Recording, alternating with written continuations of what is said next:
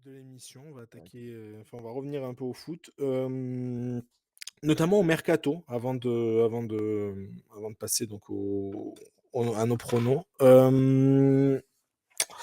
Côté mercato, il y a pas mal de choses qui se sont passées, donc je vais pas forcément tous les citer, mais j'en ai noté juste quelques-uns rapidement. En première partie en Ligue 1, et notamment à Marseille. J'avais juste voilà, une petite question à te poser à toi, Nico. On avait parlé un tout petit peu avant et t'étais pas forcément pour la vente de Eli Wahi. Est-ce qu'elle était devenue inévitable pour l'OM et est-ce que tu la comprends et après voilà, on va avoir un petit enfin message, je te le pose. Enfin ça, on verra après. Déjà, est-ce que tu la comprends cette vente et est-ce qu'elle a été devenue inévitable ou pas? Alors oui, je la comprends parce que, il y a un retour sur investissement qui était peut-être attendu de la part, des dirigeants marseillais et on ne peut pas dire que sur les 6 premiers mois, il ait, répondu aux attentes, même si c'est difficile de s'imposer dans le contexte marseillais, ça on le sait. Mais, voilà, il a marqué 3 buts, je crois, en 14 matchs et on a droit d'attendre mieux d'un joueur, qui a coûté, 25 millions plus 5 de bonus. Il a coûté quasiment 30 millions si on compte les bonus et il se trouve que Francfort est venu avec une offre quasi similaire à ce que l'OM, avait, posé sur la table pour, le débaucher à Lens et je pense que les dirigeants marseillais se sont dit: «Pour une fois, on va pas perdre d'argent» et le seul bémol que je mettrais, c'est que l'OM, à mon sens, n'a pas su utiliser assez la concurrence parce qu'on annonçait West Ham et Arsenal sur le coup et Bournemouth, il me semble aussi, et il me semble que l'OM n'a pas su jouer sur la concurrence pour dire: «Bah, au lieu de le vendre, exactement ce qu'on a misé sur lui, eh ben, on peut essayer de le vendre 40 millions». Alors je suis pas en train de dire que Wai vaut 40 millions aujourd'hui. Je dis juste que quand on utilise la concurrence, Ouais, l'offre on peut là. peut-être arriver à faire une plus-value sur un joueur et c'est quasi inespéré. Déjà, pour moi, ce qui est un moindre mal, c'est d'arriver à le revendre au même prix, alors qu'il a sous-performé. Donc ça reste une performance des dirigeants marseillais, d'arriver à revendre un joueur qui n'a pas été très forcément bon, même s'il n'a pas fait que 2 mauvais matchs dans le jeu, mais bon, au niveau comptable, il n'a pas marqué beaucoup de buts, hein, encore une fois 3 buts en 14 matchs et arriver à revendre ce joueur au moins au prix où on l'a acheté, c'est pas toujours évident. Il y a beaucoup de clubs Mmh. qui vendent à perte, avec des performances, en deçà des attentes. Donc je trouve que globalement, ça reste une opération positive, OK. pour l'OM. Est-ce que ça va pas trop impacter la suite de la saison?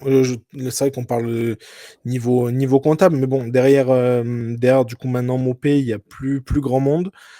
Tu verrais comment? Est-ce que tu verrais plutôt le fait de tenter d'adapter quelqu'un que tu as déjà? Est-ce que tu vois l'OM aller chercher un attaquant sur ce mercato? Et si oui, est-ce que tu as une piste préférentielle? Moi, j'ai entendu parler de Ferguson. Là, c'était la toute dernière rumeur de Brighton. Alors oui, moi je suis allé me renseigner sur Ferguson, au niveau stats. On peut pas dire que ça fasse rêver au niveau statistique, je parle, hein. Après, le joueur, je connais moins enfin, voilà, c'est un numéro 9. Après, savoir comment il va être dans le jeu, c'est autre chose, Il mais a, il a, il il doit a ess connu. Deserby le connaît de Brighton. Il alors il le correspond plutôt à son connaît, jeu. mais moi j'ai regardé, parce que j'ai vu cette saison, il n'a marqué qu'un but en Ah première oui, mais ligue. non, mais il est blessé. Ça Donc fait un mois qu'il est blessé. Il a joué que 12 matchs et il est voilà, 12 blessé. matchs Il et est même pour moi, blessé. 1 but en 12 matchs, bon, c'est pas énorme Non, et non, mais l'année oui. dernière, il en a inscrit que 7, en première ligue, donc on peut pas dire on est sur du Neil Maupay, au niveau statistique, c'est un peu la même chose, alors si c'est un prêt sec, pourquoi pas? En plus, c'est un joueur qui a un contrat, je crois, jusqu'en 2029 ou 2030, il me semble, à Brighton, donc je vois pas l'OM, mettre une somme, folle pour essayer de le débaucher à Brighton. Maintenant, si c'est un prêt sec, pourquoi pas? Il vaut mieux de toute façon avoir l'apport d'un joueur offensif supplémentaire, ça ne fera pas de mal. Maintenant, quitte à se faire prêter un joueur, j'ai vu passer aussi que Matistel, est encore enfin, qu'il est possible que Matistel se fasse, prêter, par le Bayern Mu que le Bayern Munich prête, Matistel. je me dis que Matistel, pour un prêt sec de 6 mois, un peu comme Kolo Muani à la Juve, ça pourrait faire l'affaire. Et moi, je, je miserais plus sur un Matistel qui connaît le championnat de France parce qu'il a été formé à Rennes, il faut le rappeler, avant de partir au Bayern Munich, plutôt que prendre un joueur comme Ferguson qui, certes, connaît De Zerbi, mais qui ne connaît pas le championnat de France et qui aurait probablement des difficultés d'adaptation. Donc voilà, moi je Très bien. prendrais plus soit prendre Matistel ou éventuellement chercher la solution interne, c'est Jonathan Rowe ou, ou Robinho Vaz, même s'il va falloir faire mieux que ce qu'ils ont fait hier soir à Nice. Ok, très bien. Euh, tu parlais là de Kolo Muani, c'est bien que tu le fasses. Ça a été fait cette semaine, donc forcément, on va en parler rapidement. Et je vais me poser la question à Greg, forcément, puisque c'est un club qui suit particulièrement la Juve. Kolo Muani à la Juve, Greg, est-ce que t'es content? Est-ce que ça te satisfait comme choix? Et aussi, est-ce que ça pousse indéniablement Vlahovic vers la sortie ou pas forcément? Non, bah faut savoir que Vlahovic, enfin pardon, Arkadiusz Milik, ancien ami de Nico, à l'OM, est toujours au club, mais blessé. Il n'a pas joué une minute depuis le début de la saison. Porté C'est pour ça disparu. que. Hmm. Porté disparu. Alors ça, c'est un gâchis total, Milik. Mais je sais pas, il est toujours blessé. Enfin, c'est une catastrophe. Donc, il n'a pas joué une minute depuis le début de la saison. Et c'était entre guillemets l'adjoint de Vlahovic. Ils ont recruté Nico Gonzalez, mais Nico Gonzalez est plus à l'aise sur le côté. Donc, ce qui s'est passé, donc, c'est que la Juve est allée chercher Kolo Muani en prêt, qui a mis son premier but, malgré la défaite contre Naples. Donc, je trouve que pour un prêt, c'est pas mal. Après, bon, bah, si Kolo Muani vraiment performe, pourquoi pas continuer, négocier avec le PSG pour le recruter définitivement. Je pense pas que ça pousse Vlahovic. Je pense que ça va l'aider. Pardon. Parce que Vlahovic est quand même a souvent des pépins physiques, donc ça va l'aider un peu à souffler. De toute façon, c'est un suppléant de Vlahovic, hein, voilà. Et donc je pense que c'est intelligent de la part de la Juve. C'est quand même un joueur qui a fait ses preuves à Francfort. Mhm. Bon, PSG, il a mis très peu de buts, mais bon, voilà, c'est pas simple. On n'est jamais prophète en son pays. Et puis là, bah ouais, il a fait un bon match contre le Napoli, donc ça va aider, quoi, tout simplement. Donc je trouve que non, que c'est un bon coup de la Juve. Ouais. Ça pousse pas forcément Vlahovic, parce que pour moi, Vlahovic est bien au-dessus. Il est enfin, j'allais dire, il est plus jeune, peut-être pas, mais en tout cas, Ouais, ça doit ça. être 1 ou 2 ans. Il a déjà Ouais, 26 voilà. ans, Kolo Muani. Je sais pas quel âge a Vlahovic Bah, exactement. Vlahovic, il doit avoir. Il Ouais, a 27 ans, il me semble, Vlahovic. Il a 24 ans, Vlahovic, non? ouais, 24 ans. 24, il est plus jeune, alors. Ouais. c'est plus jeune. Alors, Ouais, il faut donc se voilà. souvenir de quelque chose pour Vlahovic, c'est qu'il est en fin de contrat en juin 2026. Oui, il négocie aussi son. Voilà. Mais tout ça, Vlahovic, il prolonge pas, il partira cet été, c'est sûr et certain. Mm. Voilà. Ben, c'est Mais ça, bon, parce que en c'est un tout joueur cas, qui quand même a coûté 85 millions à la Juve lorsqu'il est parti de la Fiorentina il me semble, 3 saisons. Un mercato d'hiver il y a 2 ou 3 saisons. Et là, je suis pas sûr que la Juve veuille Ouais, le s'asseoir perdre sur au gratuitement, moins 50-60 millions si jamais ils le revendent pas 80. c'est sûr. oui, oui, On minimum sait que la 60. première ligue le veut, donc voilà, Première ligue, il y a d'autres clubs, ouais, bien il y a le sûr. PSG aussi hein, qui pourrait être intéressé. Enfin, Exact. On reste à la Juve juste pour cette news. On va en a parlé rapidement en début d'émission, mais du coup, il y a donc la grosse news quand même tombée sur l'équipe aujourd'hui. Donc comme quoi, Xavi a été contacté par la Juve pour prendre la suite de Thiago Motta. Je vais pas te demander si ça te convainc, Xavi, parce que je pense que j'ai la réponse, mais qu'est-ce que tu en penses de cette rumeur et est-ce que vraiment Thiago Motta il est gravement en danger? Est-ce que non, pas pour l'instant? T'en penses quoi? Bah, Bah moi déjà Xavi, je trouve pas que c'est un bon entraîneur. Je trouve que c'est surtout un entraîneur par le nom. Après, chacun son avis, bien évidemment. Je trouve qu'au Barça, il a fait plus de mal qu'autre chose. Même s'il a fait quand même des choses intéressantes. Mais bon, quand il s'agit de passer un palier, voilà. Non, après, moi, ce qui m'agace un peu, c'est que avec Thiago Motta, bah, pour l'instant, on voit pas grand chose. Alors, ok, c'est moins le Catenaccio qu'avec Allegri, heureusement. Mais moi, ce qui m'agace, c'est que la Juve n'avance pas. La Juve est championne d'Europe des matchs nuls, c'est une catastrophe. Et puis même contre les gros, alors bon, ils ont battu l'AC Milan dernièrement. Ok, mais bon, là, ils perdent contre Naples en menant 1-0. Donc voilà, après Mota, je pense sincèrement que c'est une rumeur qui est sortie peut-être un peu pas pour qu'il se bouge, mais pour qu'il se remette peut-être un peu en question. Mais bon, parce que c'est vrai que Mota est enfin, moi je l'aime bien, hein, c'est un bon coach, mais je trouve qu'il est un peu mou quand même. Même dans ses déclarations, c'est un peu trop le monde des bisounours. Alors ça peut marcher et tout, mais bon, là on voit que ça marche pas. Donc il faudrait être un petit peu plus violent, on va dire, dans le bon sens du terme. Voilà, après, sincèrement, Xavi, je comprendrais pas, voilà quoi. Je Ok. comprendrais pas Xavi, c'est un entraîneur espagnol, c'est pas la même culture. Je crois qu'il a jamais joué en Italie. Bon, bah voilà, à moins que à mon avis, c'est son agent qui essaye de le placer quelque part. Mais voilà. Mais après, si Mota, c'est sûr, pour moi, Mota va finir la saison, hein. Mais si Mhm. Mota, c'est sûr que voilà, il n'y a pas de trophée à la fin de la saison. En Ligue des Champions, on s'arrête limite l'équipe s'arrête en huitième. Voilà, ça sera compliqué. Ok. Nico, juste pareil, même question, rapidement, une phrase, Xavi à la Juve, Pour non? moi, Thiago Motta, c'est un peu comme De Zerbi à l'OM, il est sur un nouveau projet. C'est un Mm. entraîneur qui vient d'arriver il y a quelques mois. Il y a eu beaucoup de recrues en plus, hein, à Il la y a eu des Juve. recrues, mais il faut que ces recrues, je pense, elles Il y a eu performent des bien. gros, il y a eu des gros blessés aussi. Voilà, Ah il y a oui, eu c'est beaucoup de blessés, catastrophique, donc ouais. je pense que c'est du gardien à l'attaquant. Enfin, il y a eu beaucoup de mouvements de toute façon, donc je pense que c'est un entraîneur qui a besoin de mettre ses idées en place, sa philosophie de jeu. Alors, on le voyait en début de saison, on le voit moins maintenant, mais je pense que c'est à l'image de ces équipes. On l'a vu avec le Napoli de Conte aussi, ça va faire des vagues. Parce que et le pareil pour l'OM, on le dit aussi, hein, regardez le match à Nice qui était pas terrible, mais il y a 15 jours, c'était pas mal. Donc je pense qu'à un moment donné, quand on débute un projet, on s'attend à ce qu'on change, du tout au tout et on veut vraiment des résultats très vite. Mais je pense qu'à un moment donné, c'est juste parce que la Juve a un tel statut qu'on s'attend à ce qu'elle soit première à chaque fois, qu'elle lutte pour le titre, etc. Moi, je pense pas qu'en Ligue des Champions, ils soient capables d'aller plus loin que les. Déjà, s'ils atteignent les quarts de finale, ce sera déjà très bien pour une première saison de Thiago Motta.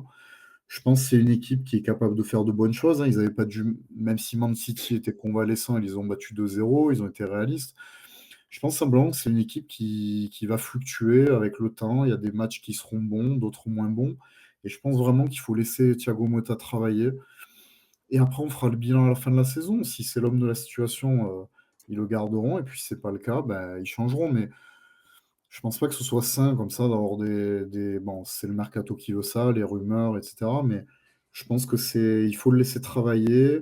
Il a montré à Bologne qu'il était capable de faire des résultats avec une équipe moyenne Ouais. et des joueurs moyens. Là, il a quand même du matériel pour faire certes mieux que ce qu'il fait actuellement. Mais je pense qu'il faut lui laisser le temps de mettre ses idées en place. Je pense sincèrement que c'est quelqu'un qui peut apporter beaucoup à la Juve et faire progresser cette équipe. Ok. Ah, puis oui, Très il y a des blessures, il y a des longues blessures, quoi. Tu as perdu Bremer pour toute la saison. Mais déjà, ça, Et puis il y a des c'est joueurs qui n'ont pas le énorme. niveau. Un joueur comme Douglas Luiz, pour l'instant, c'est catastrophique. Bon, Kefren Turam, ça va. Bon, voilà. Nico Gonzalez est aussi souvent blessé. Coupe Miners, c'est pas celui de l'Atalanta, il lui faut un peu de temps. Yildiz, bon, il est très bon, il a beaucoup de talent, mais il faut pas non plus Mais que il est tout reposer jeune. sur bien lui. sûr, Il il est a très 19 jeune, ans, il ouais, dit. c'est sûr, ouais, c'est clair. Et puis Vlahovic, le problème, c'est que Vlahovic, alors oui, c'est pas le Vlahovic de la Fiorentina, mais c'est pas le même jeu. Il est plus seul, et puis il est plus surveillé, quoi, tout simplement. Voilà. Tout à fait. Ok. En tout cas, la Juve va. Juste Ah, vas-y. pour rebondir dernièrement, juste pour un dernier truc, Vlahovic avait d'ailleurs déclaré récemment, je crois que c'est au moment où il y avait le dernier rassemblement de l'équipe de Serbie au mois de novembre, il avait été interrogé justement sur le sujet, sur le fait que ah oui, mais vous n'êtes pas tout le temps bon, etc. C'était l'idée qu'il est plus à l'aise à deux devant que tout seul. Et il le disait qu'il est plus à l'aise quand il y a quelqu'un comme Tadic à ses côtés, plutôt que être tout seul en pointe, parce que là, il a l'impression qu'il doit plus faire le travail de sape pour les autres, alors que s'il est avec un deuxième attaquant, il joue un peu plus libéré, qu'il a plus d'espace pour s'exprimer. Exact. En tout cas, Et la puis, Juve, il a du coup, besoin de souffler aussi, Vlahovic, parce qu'il y a des matchs tous les 3 jours. C'est le Mhm. seul attaquant. C'est là où le mercato a pas été, sur ce coup-là, a pas été C'est bon, ça. parce que Nico Gonzalez, OK, c'est un offensif, mais il est plus à l'aise sur le côté. Et ils ont recruté sinon Conceição, qui fait un bon début de saison, mais pareil sur mais le côté, mais ouais. c'est un ailier pur, voilà. Donc, voilà. C'est vrai que ça va lui faire du bien. Et puis, Colomboigny, c'est quand même quelqu'un qui doit se relancer, qui doit prouver des choses, qui a quand même, bon, bah, logiquement, il a un peu un totem en équipe de France sous Deschamps, mais bon, il a quand même une obligation de faire de montrer. Donc voilà. Ok. Je pense que c'est la saison où on voit que les neufs, on voit en fait que les clubs veulent économiser sur les attaquants, ne pas mettre d'attaquants comme des vrais attaquants, on va dire. Et les clubs s'aperçoivent que quand on n'a pas de vrais attaquants, c'est un peu compliqué de marquer des buts en mettant des joueurs qui ne sont pas de véritables attaquants au poste de numéro 9. Exact. En tout cas, la Juve, du coup, comme je le disais, va affronter donc le Benfica en Ligue des Champions là, mercredi, je crois que c'est le match. Mercredi à 21h, c'est le multiplex de Il y l'ensemble a des tous les matchs. matchs. Exactement. Donc, voilà, Ça mercredi va faire 21. bizarre, ça va être sympa, mais on va plus C'est s'en clair. remettre la tête. C'est clair, c'est clair. Mais voilà, ils seront là. Ok, on va passer juste à côté City maintenant, parce que City, ils ont fait 2 grosses recrues. Là, dernièrement, encore une fois, juste pour terminer ce côté mercato, ce sera le dernier truc avant de faire nos pronos. Mais côté mercato, City a sorti le chéquier. D'abord pour Kusanov, donc ancien joueur de Lens, pour 40 millions d'euros, je crois, quelque chose comme ça. Et Ça, ensuite c'est pour 40 50, et 50 des plus bonus. bonus. voilà. Ou C'est sinon 50 avec bonus, hein, je crois, voilà. Et sinon il me du coup semble. l'autre, donc Omar Marmouche, l'attaquant enfin l'ancien du coup maintenant attaquant de Francfort, qu'ils ont payé presque 80 millions d'euros. Très rapidement comme ça, bah, du coup je reprends Greg. 2 bonnes pioches pour City ou il y avait mieux à faire. Est-ce que c'est trop cher? Qu'est-ce que t'en penses? Bah, je voulais juste dire qu'ils ont aussi pris un joueur brésilien qui s'appelle Victor Reis. Oui, exact, ouais. C'est un joueur aussi très De coté au 18 ans Brésil, donc on verra Palmeiras, ce que de ça se Palmeiras, passe. oui. Je trouve que c'est bon. Par contre, Kuzanov, j'ai beaucoup de mal à comprendre. Je pense qu'il a un très bon agent, sincèrement, parce que, OK, en Ligue 1, c'est un bon joueur, hein, c'est un jeune joueur, un bon prospect, mais moi, je j'ai pas un souvenir impérissable de lui. Donc après, tant mieux pour le RC Lens qui vend très, très bien. Donc Kuzanov, en plus, il a fait une grosse bourde, je crois, pour son premier match. Oh oui. Donc Kuzanov, j'ai pas trop compris, sincèrement. Par contre, Marmouche, bon, bah voilà, je trouve que c'est un très joli coup. Après, j'espère pour eux que Marmouche va pas suivre, va pas suivre, entre guillemets, le même chemin que les anciens attaquants de Francfort, Jovic, Colomboigny, qui ont explosé à Francfort et qui derrière se sont éteints. Et Voilà. Lindström, Lindström, ouais, bien sûr, qui avait fait un gros match contre l'OM, on l'avait découvert notamment. qui n'a Donc, pas réussi à voilà, mais Naples. après Marmouche, je trouve que c'est intéressant comme coup, ouais, bien sûr. Ok. Bah pareil, même question pour toi, Nico. J'avais juste une petite précision, enfin pas précision, mais une petite remarque. Moi, parfois, j'ai un poil de mal, je sais pas vous, mais sur les joueurs qui explosent, par exemple 6 mois, et qui du coup partent pour une somme folle. Ça a été le cas par exemple avec Enzo Fernandez, avec le Benfica, qui avait explosé, qui était parti pour plus de 100 millions. Alors c'était avec le Benfica, hein, je suis le premier à dire, c'était un joueur incroyable. C'était un joueur incroyable et ça l'est toujours, mais partir pour comme ça 6 mois. 6 très bons mois, certes, mais 6 mois et 100 millions d'euros. 520 à l'époque, et la Marmouche, du coup, 80, Kusanov, 40, 50. Mmh. Moi, j'ai toujours un peu de mal avec ça. Je sais pas ce que t'en penses, toi. Ouais, moi je pense que c'est là aussi le football qui va très vite. Forcément, le travail des agents qui joue beaucoup, parce que les agents ont tout intérêt à faire des opérations le plus possible, hein. Ce sont des opérations financières qui profitent à tout le monde, au club et aux agents, il faut le rappeler. Le joueur qui va évidemment doubler, voire tripler son salaire, hein, Marmouche, ça va être le cas à City. Le problème, c'est que ces joueurs-là, qu'ils aient de l'ambition, c'est une chose. Et on ne peut pas en vouloir à Marmouche de se dire: «Bah non, je dis non à City, et après peut-être que le train ne passe plus», on ne sait jamais. Le problème, c'est que alors je trouve que Francfort a très bien vendu Marmouche. Mais pour moi, ça reste quand même un peu risqué pour City. Alors, vous allez me dire, ils sont suffisamment riches pour se dire qu'ils peuvent mettre 80 millions sur un joueur et si c'est un flop, bah, tant pis. Ça a moins de conséquences que si c'est, Naples, par exemple. Voilà, mais c'est sûr qu'on peut se poser des questions parce que Marmouche, il a fait 6 bons mois, évidemment, 6 mois exceptionnels, il faut le dire, Oui, c'est moins à exceptionnel, ouais, c'est vrai. Francfort. Mais il faut savoir que Francfort l'a récupéré à Wolfsburg, il était carrément au ralenti, il était en échec à Oh, oui. Et ils Wolfsburg. l'ont récupéré libre, hein. Il a été Et ils l'ont gratuit, ouais, ce que récupéré j'allais libre, dire. il avait marqué, je crois, 2 buts sur toute la saison, enfin il a très peu marqué de buts. Ils l'ont récupéré libre parce que Wolfsburg, justement, l'a laissé partir en se disant bah, on ne croit pas en lui. Bon, aujourd'hui, ils doivent s'en mordre les doigts, évidemment, mais c'est là où on peut se dire que Francfort, moi, ce que je déplore un petit peu, c'est que les joueurs ne prennent pas conscience certaines fois que s'ils réussissent dans un club, c'est parce qu'ils sont dans un très bon environnement. Et on le voit avec Francfort, hein, Greg en parlait. Si vous additionnez le nombre de joueurs qui ont quitté ce club de l'Eintracht Francfort et qui sont allés exporter leur talent ailleurs, ben, ils n'ont pas réussi pour la quasi-totalité, ou en tout cas la grande plupart de ces joueurs-là n'ont pas réussi ailleurs. On parlait de Jovic, Lindström, le seul qui a réussi un petit peu, c'est Kostic à la Juve. Et Ouais, Et encore, et encore, et encore. Non, on peut parler aussi d'André voilà. Silva, qui a été un vrai flop André aussi. Silva, voilà, il y, Mmh. il y en a énormément de joueurs. Lindström, qui est un super joueur et qui est allé à Naples, il n'a pas assez joué. si celui Donc, qui pour l'instant s'en tire bien, et ça c'est un très gros coup, c'est Pacho. oui, Ah c'est oui, ça. ouais, ouais, J'allais dire en Pacho, défense, qui est un défenseur. Mais on remarque que les milieux offensifs et les attaquants, ils ont très peu réussi. Je pense à Sébastien Haller, à un moment donné. Bon, lui, il a eu des soucis ouais, aussi, c'est différent, évidemment, exact. de santé, bien évidemment. Mais s'il n'avait pas eu ça, peut-être qu'il aurait réussi direct, voilà. Mais c'est un super joueur. Mais par contre, je pense qu'il y a beaucoup de joueurs comme ça qui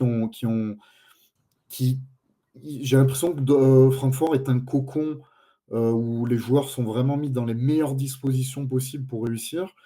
Et la question que je me pose avec Marmouche, c'est est-ce qu'il va arriver à retranscrire ça à City, où le contexte est complètement différent? Vous jouez pour ce qui est quasiment ce qui se fait de mieux en matière d'entraîneur, d'installation, etc. Avec la pression du transfert, plus la paye voilà, la pression de la paye que vous avez Mmh. donc sur le dos. Donc, je me demande si, s'il est fort mentalement, il réussira, il n'y a pas de souci, le talent, il l'a. Mais après, moi, je me pose la question sur comment ces joueurs-là arrivent à s'émanciper quand ils sortent de ce cocon que peut être l'Eintracht Francfort. OK, très bien. Et juste pour terminer sur City, Kyle Walker est parti du coup à l'AC Milan, en prêt, donc bref, on verra ce que ça donne, Super donc coup, une je grosse pense. perte. Comment? Je pense que c'est un super coup pour Milan. Pour Milan, ouais, c'est clair. Grosse perte pour AC Milan, mais c'était le joueur, le coup, qui voulait vraiment partir. Donc voilà. OK, très bien, on a passé,